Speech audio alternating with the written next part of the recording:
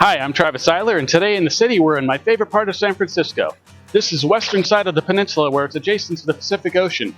You'll find the Outer Richmond, the Outer Sunset, Sutro Heights, which we're in right now, then of course the Sutro Ruins, Cliff House, and Ocean Beach. We got a lot to check out today, so let's go!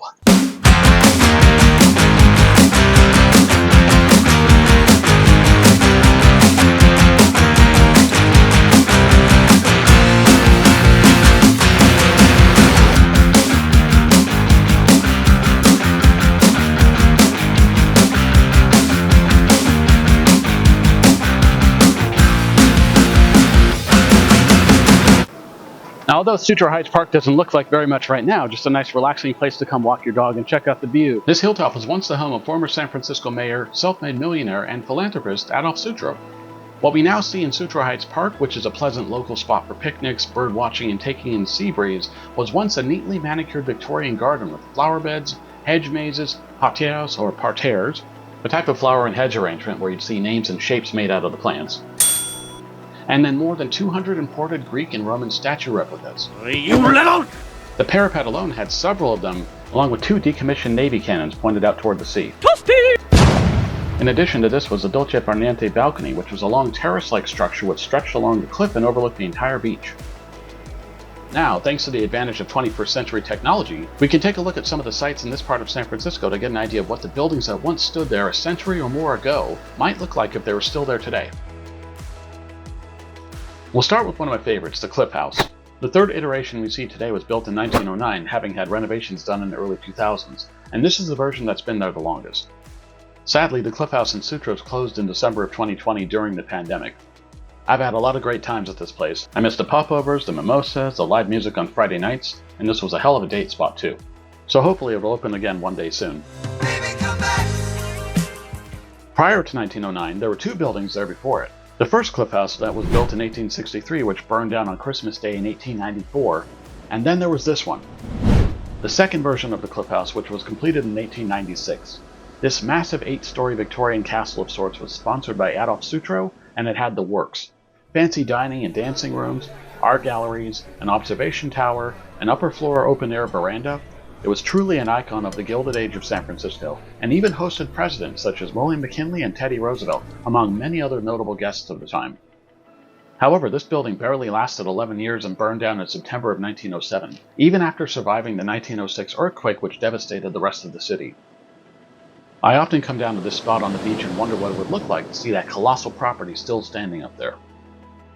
Most of the historical images we'll be seeing in the show appear courtesy of OpenSFHistory.org. Their info's below, and there will be links in the description to check out OpenSFHistory, Outside Lands, and a few other sites for more of the fascinating history of this city. For the sake of brevity, this show will just cover a few select locations. Moving just north of the Cliff House, we find the current-day Sutro Baths ruins. This time we'll use my patent-pending glass sphere of seeing old buildings and stuff. Admittedly not a great name and it's kind of cheesy, so we'll just do it this once. But if we go back over 120 years, the Sutro Baths would have looked more like this. The Sutro Baths was another San Francisco marvel of the previous turn of the century. This glass-roofed public bath and entertainment hotspot of the day had 7 swimming pools filled by tidewater, along with slides, diving boards, trampolines, and a museum of interesting artifacts from all over the world. There was even a train which ran along the former Land's End Trail, which made it easier for visitors to come from the east side of the city. As time went on, the property became an ice rink, and then finally in 1966 it closed and burned down, suspiciously so according to some. And then in 1980, the National Park Service bought the property to preserve the ruins that we still see today. The ruins in Land's End along the northwest end of the peninsula have a rustic and romantic look to them, so it's no surprise that this is a very popular location for wedding photography. Now, there's so much more to the history of the Cliff House, Sutro Bath, Sutro Heights Park, and the rest of the area out here, but the surfing conditions are starting to look favorable, so it's time we move on with our day. Before we do, though, let's decompress from all that history with a trivia break! Did you know there have been over 100 shipwrecks off the coast of San Francisco due to the strong currents, frequent foggy conditions, and rocky shores? Just during the time of the 3 Cliff House buildings, there were over 10 notable shipwrecks right nearby Point Lobos. There's even a spot down Ocean Beach where you can still find the remains of one of the shipwrecks at very low tide. We'll come back to this later to show you how to go and try to spot it. Trivia break!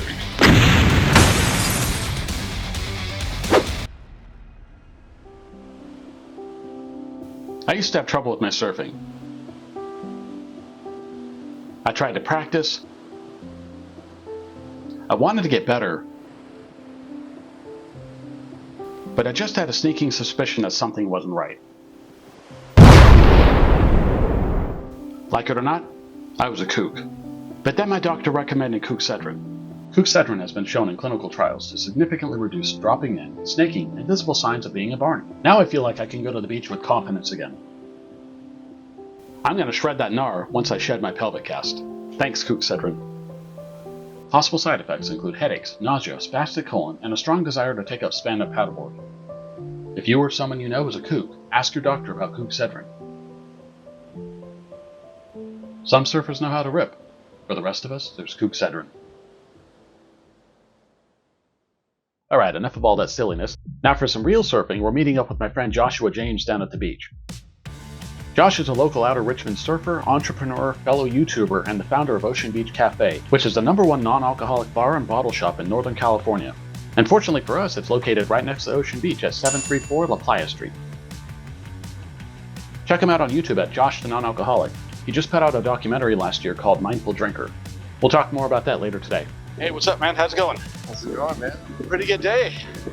It's all right. It's like a classic Ocean Beach day. Yeah, a little windy, but yeah, we love our fog out here. This is Joshua James with Ocean Beach Café just down the street. Just about to head out for a session. Glad I caught him in time.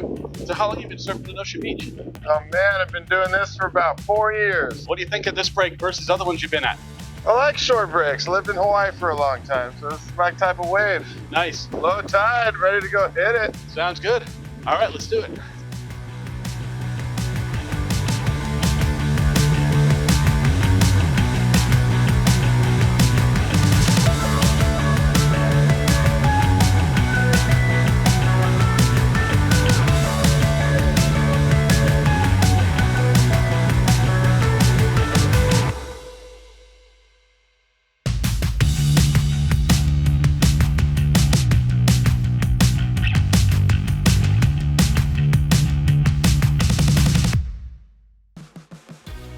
Well, that was awesome. There's nothing like a great surfing session to clear your head out here. We'll join up with Josh again later this evening at his cafe for dinner and a private non-alcoholic tasting. He's got the latest innovations in the non-alcoholic beverage industry at Ocean Beach Café. More about that later, but first we'll head further down the beach because there's still more to see out here.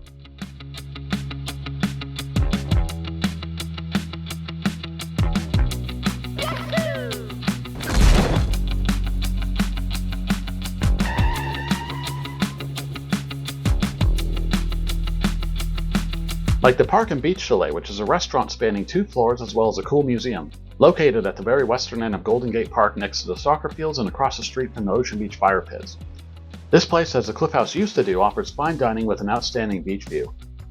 They also have their own brewery, so I'd highly recommend a visit here. You can either end up here or start here, as they have a fantastic brunch also. We'll spend an entire future episode seeing Golden Gate Park, but at the western end out here, the 2 windmills are a very iconic sight. The one on the north side of the park near Fulton Street is the Dutch windmill, and the other on the south side along Lincoln Way is the Murphy windmill. I've heard stories from some of the locals out here that the windmills may be haunted, so naturally we'll have to come back here in October and include these in the upcoming Halloween episode, along with the night tour on Alcatraz. Boo. But enough about that since it's still early summer. Now we're going to head inland a bit, technically to the inner sunset, to see the Hidden Garden Steps. There are over 140 steps and tens of thousands of tiles which make up the Hidden Garden Steps, which is found at Kirkham Street and 16th Avenue. Then just south of that stairway is the 16th Avenue tiled steps, more commonly known as the Mosaic Stairway. This is a great workout with over 75,000 tiles and sweeping views of the city as you reach the top. After summiting the Mosaic Stairway, the only way further up is to go to Grandview Park. Located just to the west of the 1,000-foot-high Twin Peaks, Grandview is nearly 650 feet high and provides stunning views in all directions. From the Foggy Beach to the west, to the Golden Gate Bridge to the north, to the San Francisco skyline to the east. And I think I got double my steps for the day in as well, so it's a pretty good way to stay in shape coming up here. The Outer Sunset is the largest neighborhood in San Francisco by area and has so much to see that I find myself exploring new things here all the time, even after living just a few miles to the north in the Outer Richmond for many years now. Although the beach and the stairway here are awesome, I'll admit that I come down to the Sunset more frequently for the food. Here on Irving Street there are dozens of great restaurants and bars that are all worth a try. I try a new place each time I come here and I've been very happy so far. In fact, we'll pop into Yum Yum Sushi House for some lunch to refuel after all of those stairs. Alright, that was good. Now we'll head back up to the Outer Richmond. This monument is all that remains of what used to be Playland at the beach. Playland started off as shoots at the beach, and in its heyday it grew to be one of the most popular seaside amusement parks on the West Coast. I live just steps away from where roller coasters and other attractions used to stand, so it's interesting to contemplate what a busy Saturday out here might have been like 100 years ago. Especially since today it's all a much more peaceful and financially viable residential neighborhood and a Sutro Dunes park. Well, at least I was too late to get my brain warped by Laughing Sal, who's been delighting children of all ages since the 1930s.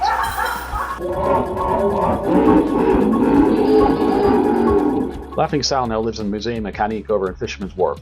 Some of the other remaining pieces of this once bustling amusement park have been preserved, elsewhere in the city or over in the East Bay. Trivia break! Back to the answer of our trivia break cliffhanger. The shipwreck you can still see when tides are really low is the remains of the King Philip, the clipper that met its demise on January 25, 1878, very close to modern-day Noriega Street. Even though it's rare to actually see the wreckage sticking out of the water, with the last clear sighting being in 2011, there will be more chances to catch a glimpse of this fascinating piece of San Francisco nautical history with the extremely low tides that happen in some years. This has been the Trivia Break! Check out the big brain on Brad!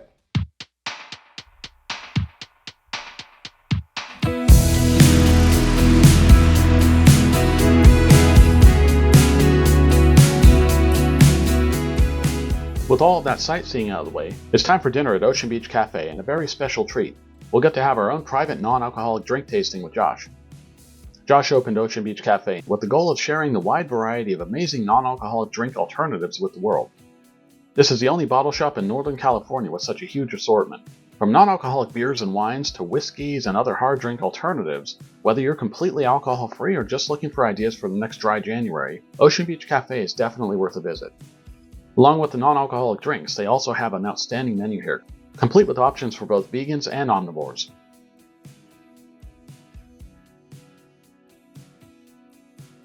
What we have is some rich simple syrup, fresh squeezed lime.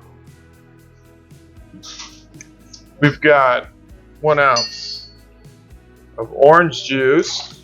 Woo. Then we got 2 ounces of Danny Trejo's spirit-free tequila. And give that a shake.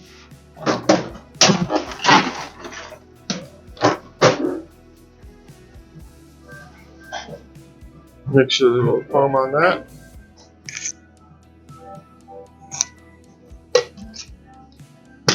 Because we can do this now.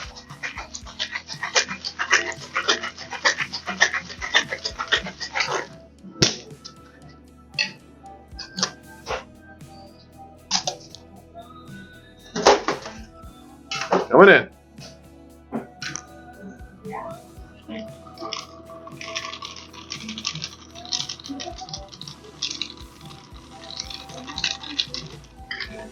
Got a little garnish for you.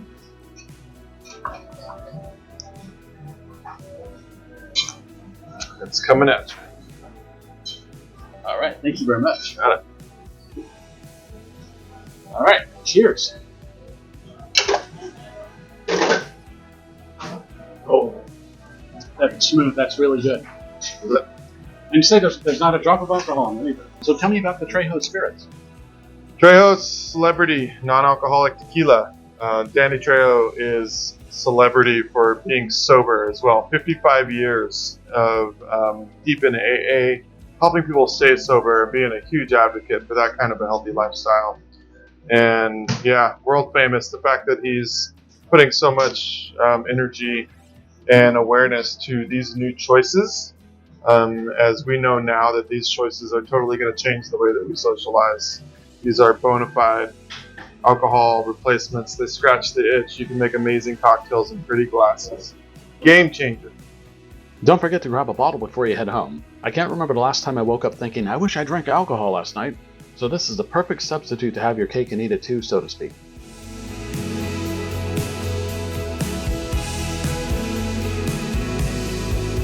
As night falls over the beach, the fire pits come to life on Ocean Beach. And although you can have fires out here most of the year, it sparks a certain nostalgia for summertime. And the beach fireworks help with that too. I hope you've had some fun and took away a few pieces of useful information from our tour of the western edge of San Francisco today. There's so much to see and do here, so we'll certainly be back again in a future episode. If you've enjoyed the show, go ahead and drop a like and consider subscribing for the show. And if you have an idea for a show that you'd like to see, go ahead and leave a comment. Until then, this has been Today in the City, and I'll see you next time.